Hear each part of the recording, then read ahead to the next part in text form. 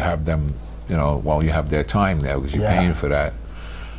Where can people watch Fight Valley if they want to? Oh, it's everywhere. It went on everywhere a movie could be found. It's there. It should Walmart, Redbox. Yeah, it's sold out Netflix. at Walmart. Yeah. Oh, it's on Netflix too.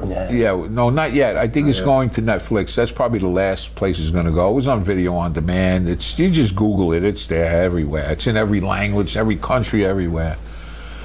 And Matthew, we've seen your challenge to Devin Larratt on this channel. You pronounce his last name a little different. Of course, he's the former world arm wrestling champion. Yes. But for those that don't know, you used to be an MMA fighter, I guess. Yeah. Obviously, I believe I've seen some of your amateur wrestling technique videos. Yeah. You know a thing or two about that. Can you tell us a bit about your background? Yeah. My background in amateur wrestling, MMA, grappling, pro wrestling has always been, as a hobbyist, I did wrestle in high school and college, and then when I got out of college, I got into judo. That was how I stumbled into pro wrestling.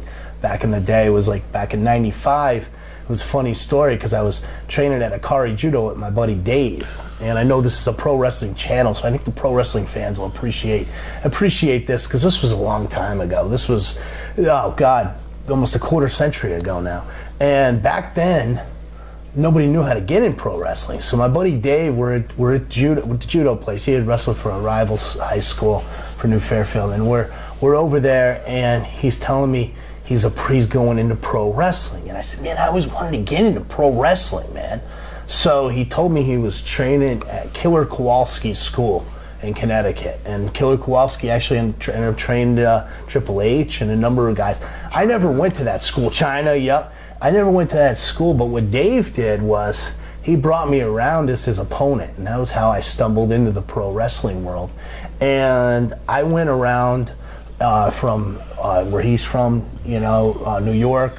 We did City Island, the Bronx, down into Long Island, Jersey, Rhode Island, Massachusetts, Connecticut. And at that time, it was before the YouTube and internet explosion, so we pretty much did the same match every night.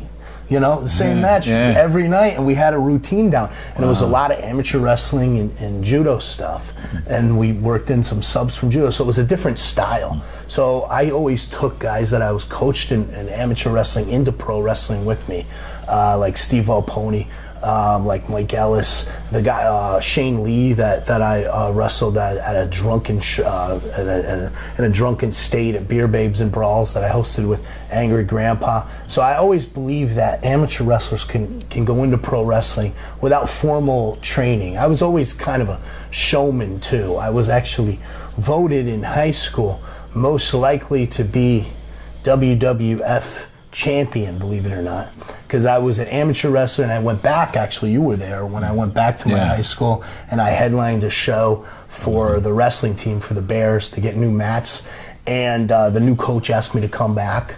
I had wrestled and coached there, but I was always known as a showman, and I brought that showmanship. So I think that I always tried to combine showmanship with amateur wrestling and judo in the pro wrestling world.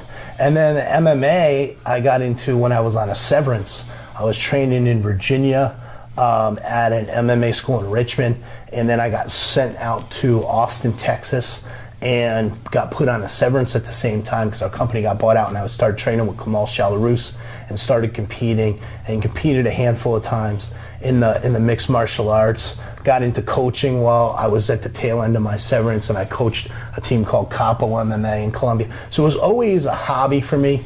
I remembered one thing that Billy Wicks told me, who was one of my mentors and coaches in pro wrestling and grappling, was always have a job, because never expect that you're going to be able to make a living. So my main source of income over the years has been, I've had 25 years in the alcoholic beverage industry. I run a distributor in South Carolina. So the pro wrestling, grappling, coaching, MMA has always been a side thing and a side business. I managed a number of guys. That's how I got to know Devin, was booking UFC Hall of Famer Stephan Bonner, who I was managing, and going on your show with Baroni, with Phil Baroni. And Speaking of that, do you want to go into, Yeah. I know you can do it, he can't talk about Sure. it really, but the issue with no one getting paid really other than a God. few for that bare knuckle fight. What a cluster that, oh my God. Now, people don't understand, and this is something that I can explain because from the business side, people are confused. There's two different promotions with almost the same name. And one of them is run by Nate Shook, who's a great guy, great promoter out of South Carolina. I've known him for a long time, great MMA promoter. And he runs one promotion. There's another promotion that Bas Rutten was involved with, and that promotion is the dirtiest scumbag promotion of all. No one was paid, as far as we know. Maybe Chris Lieben was paid because I know you had Chris on your show, and I watched that, and I kind of trying to figure out the way he was sounded. Maybe he did get paid, but no one else on the card has still to this point get paid. And I'll tell you flat out because it's been so much time. Phil was supposed to get 50 grand for that. Now you got to consider, I moved him to Matt Freeman's camp in Stockton, California. He uprooted, ended up leading somewhat to his divorce, and he lived in, now this is basically like a year's salary, right? He's training for this fight for a year and then didn't get paid.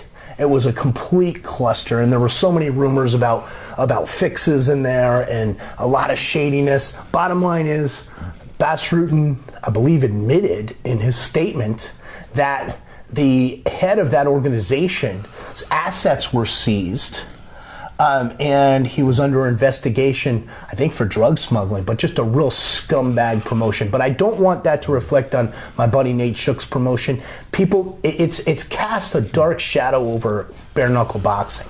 And whatever you think about the idea of bare knuckle boxing, Nate Shook's promotion is a legitimate promotion. And there's a fan on here, must be a Devin Larratt fan. He's saying you need a haircut and a shave. I know you don't mind heat, so I thought I'd pass that on.